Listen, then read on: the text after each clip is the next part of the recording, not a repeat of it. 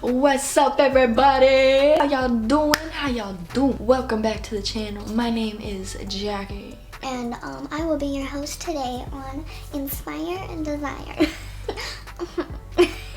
Man, I've been reading this book, right? And like, this book is not no regular. This book is a real one. For the ones that don't read, bitch, I got you. Cause you know what I'm about to do.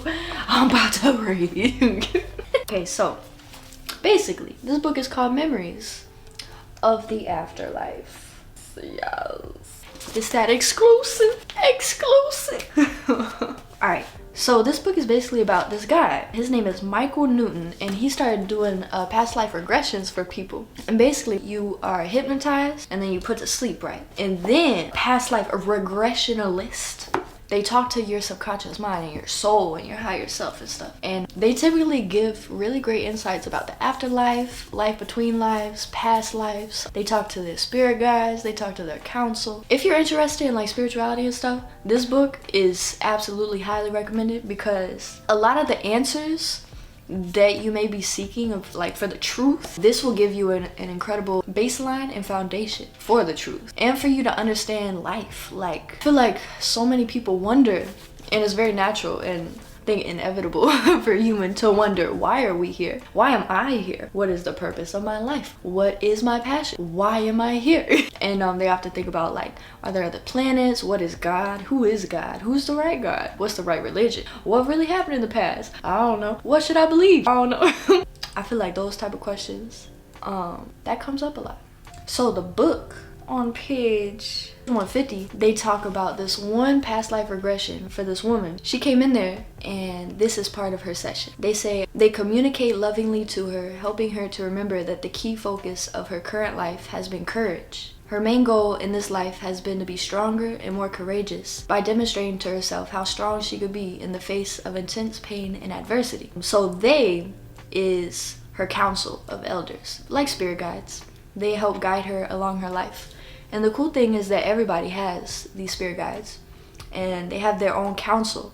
When they do a past life review, they typically review like the good things that you did and like the things that you could work on in the next life or whatever. But the important part is to point it out and be aware and acknowledge these things so then you can further work on it. And then it says, she remembers clearly now that her immortal soul self has orchestrated in great detail the adversity of her difficult, lonely childhood and the challenges of her life as a single mother. Even the two awful suicides that affected her life so deeply were carefully planned in order to challenge and bolster her courage and inner strength. She understands that this life is only one in a whole series of lives planned to help her gain the strength and courage that her soul is seeking. The difficult past lives we had explored were some examples of this lesson. This was a good part too. It said, in addition to shedding light on a variety of other questions that Roseanne had about important events in her life today, the wise ones also remind her of her need to differentiate between her strength and her stubbornness.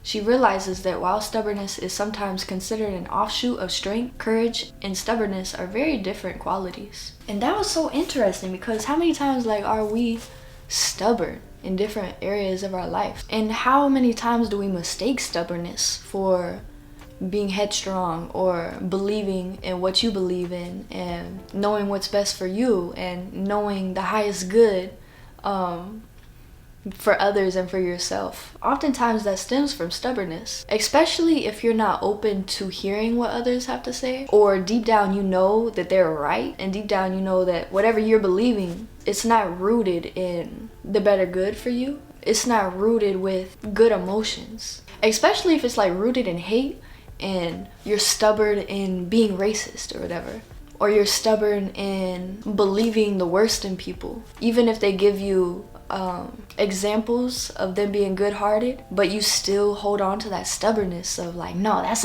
a terrible person, they did that, you know? That could be an example of stubbornness too. But that quote right there, that made me question myself. Be like, am I stubborn? In what areas of my life am I stubborn? Yeah. Alright. But they also talk about, it said, the elders also communicate to her that they want her to rejuvenate herself more often. They tell her she needs to protect herself more from her own guilt and self-blame, that she has been too hard on herself. She said, I need more self-love, it's all okay. She realizes with certainty that it has never been her fault or lack of tenacity that has created these challenges in her life, but rather the careful planning and agreement of several souls to help Roseanne's soul become even stronger. That's crazy.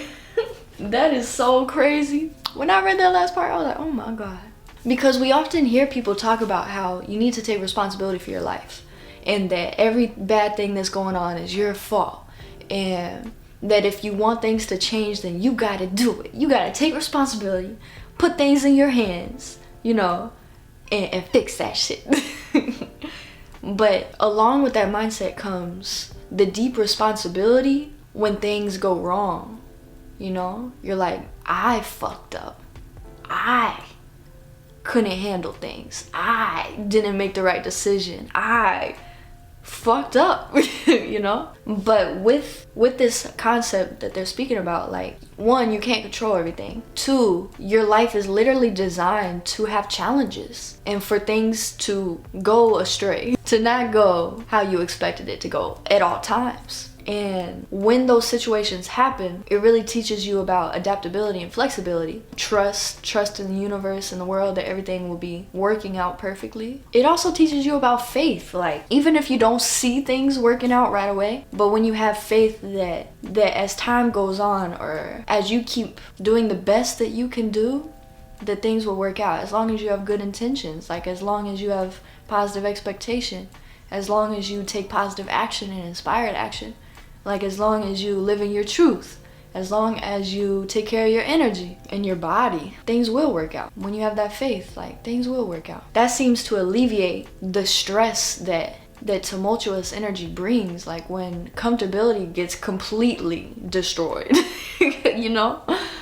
You get thrown in situations that is not what you like at all. It doesn't feel good, not one bit. But there's great lessons and great gifts that can come about from facing these challenges and experiencing these challenging times. But it really takes the load off your shoulders when you have a bigger perspective of lives in general on Earth. Like, things are designed. The whole world is not on your shoulders. You're not supposed to know everything.